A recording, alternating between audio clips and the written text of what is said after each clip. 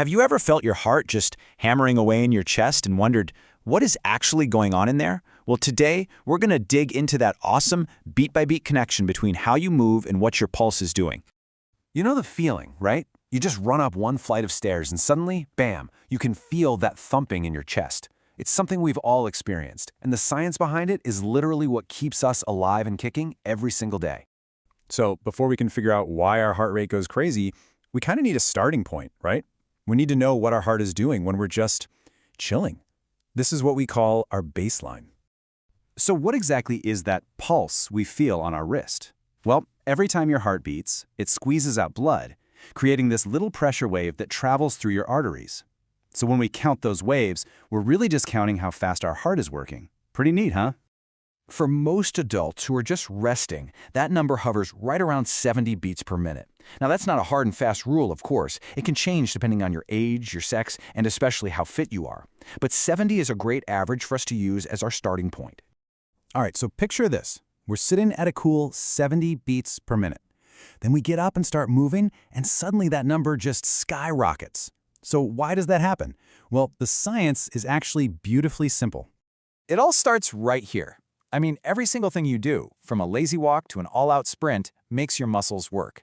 And for those muscles to do anything at all, they need fuel. They need energy. And where do they get that energy? It comes from a process with a kind of fancy name, aerobic respiration. You don't have to remember the term, just the one ingredient that makes it all happen, oxygen. Think of oxygen as the key that starts the engine for your muscles. So here's where it all connects. Your muscles are screaming for more oxygen. So how does your body get it to them? Well, that's the heart's job.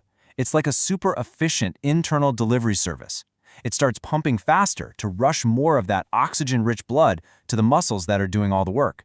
The more you move, the more they demand, and the faster your heart goes. Simple as that. You know, theory is one thing, but it's way cooler to see it in action. So let's walk through a really simple experiment, one you could even try at home, to watch your own heart respond to getting active. This little test is perfect because it shows exactly how our heart rate changes with activity. The whole process is super straightforward. First, you get your baseline pulse after just sitting still. Then you do some light exercise, like walking, and check it again. And finally, you ramp things up with something like skipping to see the biggest jump. So let's break it down. Okay, first things first, we gotta get our baseline.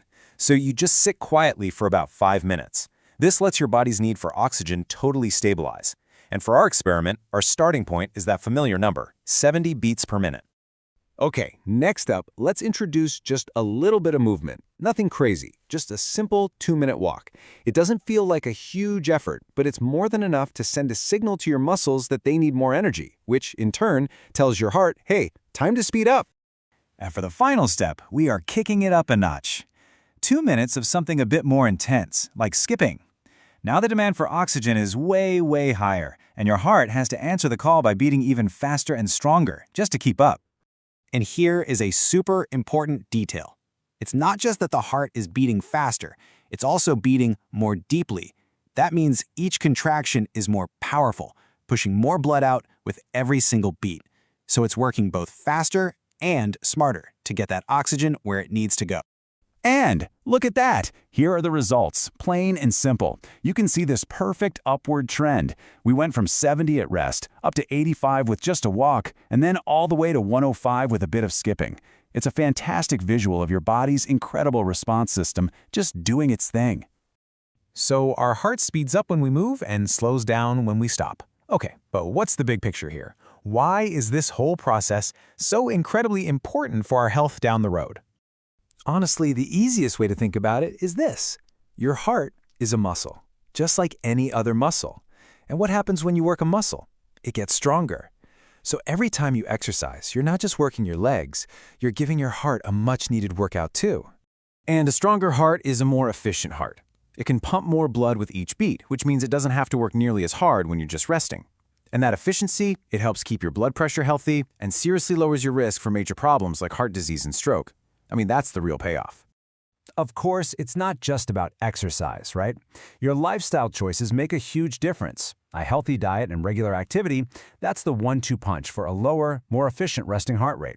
On the flip side, things like too much salt or caffeine can actually make your heart work harder over time, even when you're doing nothing. Which kind of brings us to our last thought here. Knowing the science is one thing, but putting it into practice, that's everything. That feeling of your heart pounding isn't just a weird side effect. It's the feeling of your body's most important muscle getting stronger. So the real question is, are you giving it that chance often enough?